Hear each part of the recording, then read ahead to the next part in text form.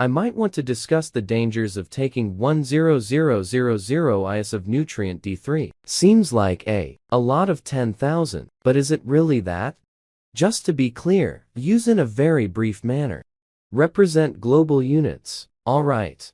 So 10000 worldwide units of vitamin D is identical to not a single 1 milligram, not so much as a portion of a milligram. It's really 1/4 of 1 milligram, or 0.25, which is 250 micrograms. Alright, that is 10000 worldwide units of nutrient D3. So is there a gamble of taking that much? I think there's a greater gamble of not taking that much. Let me make sense of. I, as of late, found some data that, in a real sense, blew me away, and I believe blowing you is going away as well.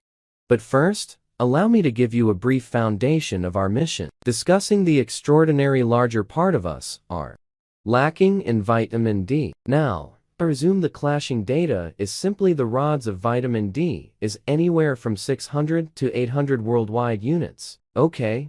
And presently, we're discussing taking 10,000. It seems like a tremendous hole, yet what you need to acknowledge is that 600 to 800 IS depends on old exploration.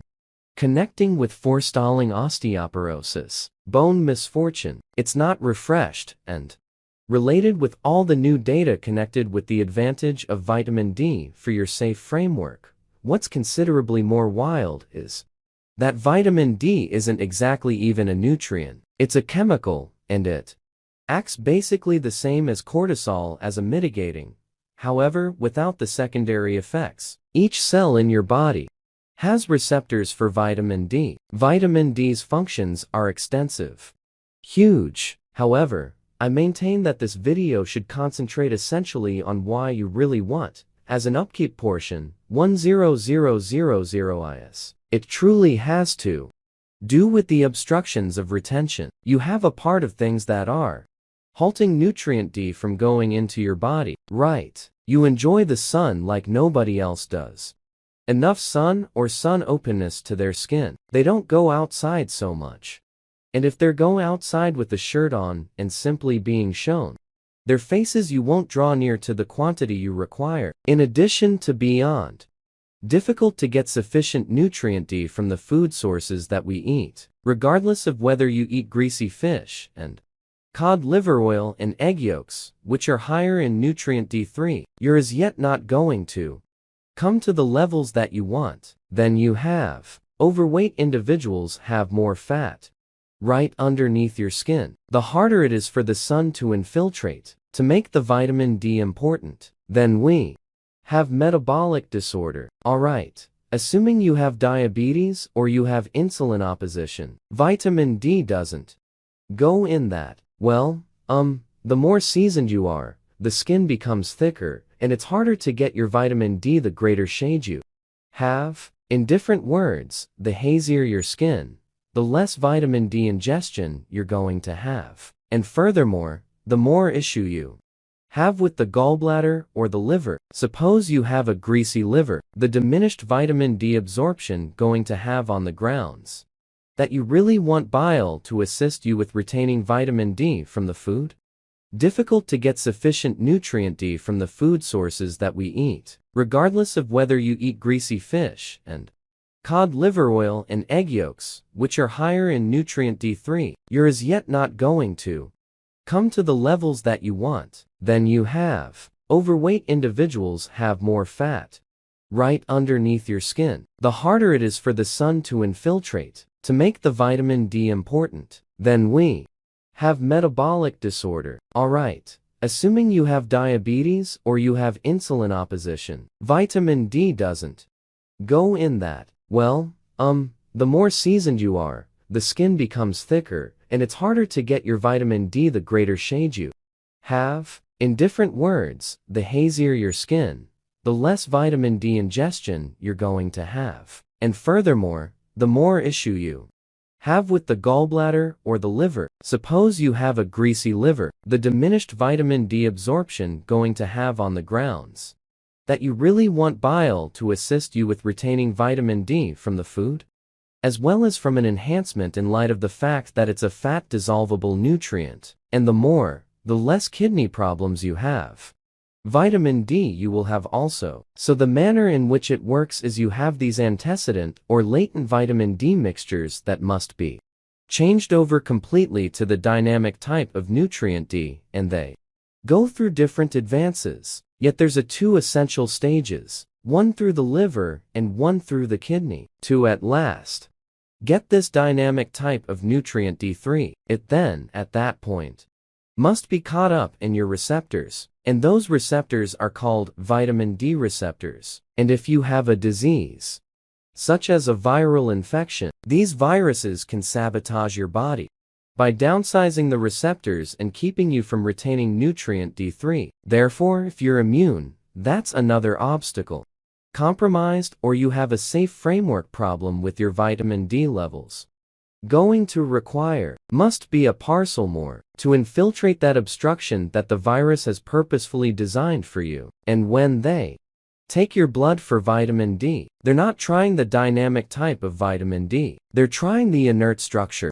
And the justification for what reason is since, supposing that they tried the dynamic structure, there's a ton of issues with that. Number one, being that it has a very short half-life, as I believe it to be, 4 to 6 hours contrasted with 2 to 3 weeks for the inert vitamin D3. In addition to its active form, nutrient D3 is multiple times not exactly the dormant, so obviously I have a great deal of idle vitamin D staying there, ready to be changed over. And furthermore, when you're lacking in the idle adaptation of nutrient D3, your body will then redress and make a greater quantity of active vitamin D3. So if you tried the dynamic nutrient D3 and it appears typical, it doesn't actually give you have a lot of information because of this. The latent structure is tried yet. This next thing will blow you away. Okay, so this has to do with your genes. I've been as of late engaged with a ton of research in hereditary qualities, taking a gander at, what's called polymorphisms, which are modifications in specific qualities that make you more vulnerable to having issues with specific ailments. Yet there's 3 polymorphisms that are regularly tried as the need might arise. Discuss on the grounds that in the last, I would say a while, tried their DNA. They're chiefly loved ones, individuals, and I needed to simply get experience in this theme, and testing genuine individuals is a generally excellent method for doing that. And look at this, is simply connected with vitamin D. Out of the 21 individuals that I tried, 100 of them had at least one issue with vitamin D absorption, or at least they did. At least one hereditary issue with their vitamin D, another obstacle that I don't believe is truly recognized, or indeed even known. It very well may be the following 21 individuals I test. Vitamin D is not a problem for me. But 21 out of this small sample were of 20, when individuals had an issue relating the first gene's vitamin D genes. It was known as the CYP2R1, and out of the multitude of 21 individuals tried, 90 of them definitely disapproved of this quality. 38 of that group had a significant issue with that polymorphism or change, and this gene is the first of 2 steps in the transformation from the idle to the active, and found in the liver, resulting in, putting it another way, if you struggle with this quality, you will have an issue in changing the latent structure over completely to the dynamic structure. Currently, we should discuss the other 2 qualities. These other 2 qualities were associated with transportation, like restricting to a protein and moving this vitamin D all through your circulation and among the 21. Additionally, the initial transporter gene was such as 61% of the people who had an issue with that one, and afterward with that second carrier, there was like 76 of individuals that disliked that quality, so many individuals did and have an issue just with one quality. It was all 3 genes.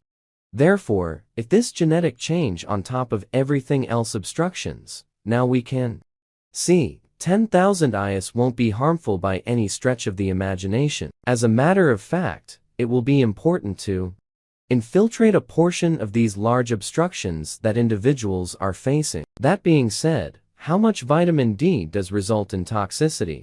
That is still up for debate, but it is based on all the examination that I checked it out. Would take a huge number of global units of vitamin D for months before it made a harmful impact. Furthermore, that harmful impact is fundamentally hypercalcemia, and the gamble of that issue is essentially kidney stones. So, as a preparatory step in the event that you're drinking, over 2 liters of liquid daily, that diminishes your gamble. Huge season of getting a kidney stone on the grounds that you will keep the pee weakened. And afterward, what's more, assuming you take some of the supporting supplements that permits absorption of vitamin D, and the purpose of it and other factors safeguard you against hypercalcemia like K2, vitamin magnesium, B6, zinc, then that puts you indeed even in a more secure reach. And one final point about getting your blood tried with vitamin D. To date, there's still no agreement from the whole clinical local area on what those ideals ought to be. But the majority of doctors is anywhere from 150 to 200 nanograms milliliter. However, again, when they do, they are looking at the blood test idle vitamin D. They're not looking at the dynamic vitamin D, and they're moreover not paying attention to what occurs in the absorption of vitamin D into your cells, which we are not examining at that level. Additionally, you have a genetic issue in the vitamin D receptor, or you have a contamination or some infection that is minimizing that vitamin D receptor, or even you have a disease of the immune system that possesses this reduced vitamin D receptor. You could require a whole lot more elevated levels of nutrient D3 than 10000 IS. Now,